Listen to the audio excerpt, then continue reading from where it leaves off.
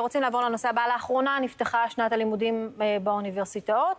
קצת בטעם מר, לא מעט סטודנטים שהם בעצם משרתי מילואים שנמצאים בחזית. עכשיו יוזמה מבורכת של חברת חללי עבודה משותפים, אורבן פלייס, שמקימה עשרות עמדות של עבודה מאוישות, שכוללות מחשבים, ואפילו רשת אינטרנט אלחוטית בבסיסי צה"ל. סרן במילואים רועי, קצין אג"ם, גדוד 8132 של חטיבת עציון, וגם סטודנט שזוכה לפתוח את שנת הלימודים. שלום. אהלן שני, מה שלומכם? אנחנו בסדר. שלום ממזרח גוש עציון. טוב, מצליחים, רב סרן, כן, מצליחים ללמוד קצת גם בתוך המלחמה הזאת?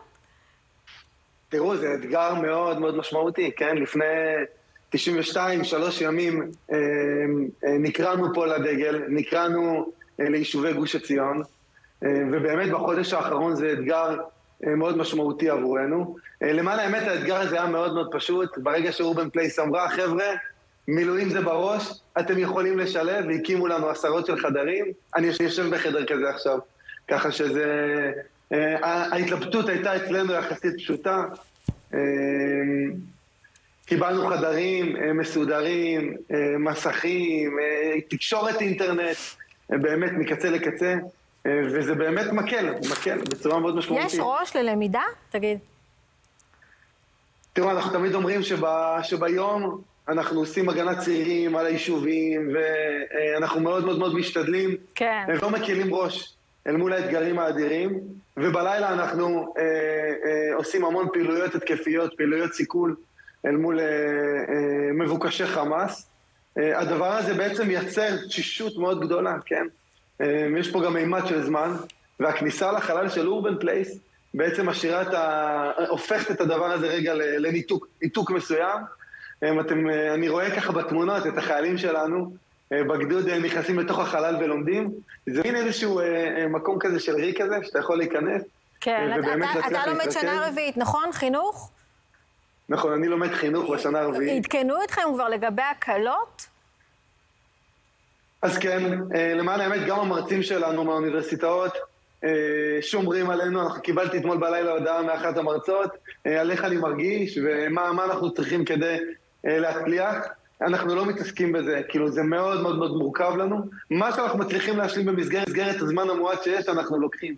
אבל מה שלא, אז אנחנו באמת משתדלים להשאיר לאחר כך. כרגע אנחנו מתרכזים במשימה, והמשימה זה לנצח את החמאס פה ביהודה ושומרון. כן, יש לא מעט לוחמי מילואים שנמצאים עכשיו בעיצומם של לימודים, שכועסים על ההחלטה לפתוח את שנת הלימודים בלעדיהם. מה דעתך? אני מאוד יכול להבין. הייתי מאוד מאוד מאוד שמח להתרכז רק בעבודה. אתמול בלילה עשינו משימה מאוד מאוד מורכבת באחד מהכפרים פה, והיום בבוקר הייתי צריך להתייצב לרעיון. זה לא פשוט. מצד שני, אני רוצה להגיד שאפשר. זאת אומרת, אם הפלטפורמה הזאת של אורבן פלייס, ואני מקווה מאוד שכן, שהם יקחו את זה קדימה, תוכל להגיע לכל בסיס צה"ל, תוכל להגיע לכמה שיותר בסיסי צה"ל, זה בהחלט יעזור ויקל על הגלולה. מה שנגיד על הכלולה המרה. יוזמה מקסימה, תודה רבה. טוב, שימרו עלינו ושימרו על עצמכם, ובין היתר גם אם אפשר לאחל שנת לימודים פוריה ומוצלחת בתוך כל המלחמה הזאת. תודה רבה לך, רב סרן רועי. תודה. תודה לכם להתראות. טוב, אנחנו לעניין הבא. הממשלה אישרה את תוכנית הסיוע למשרתי המילואים. התוכנית בהיקף של 9 מיליארד שקלים תצא לפועל ב3 פעימות.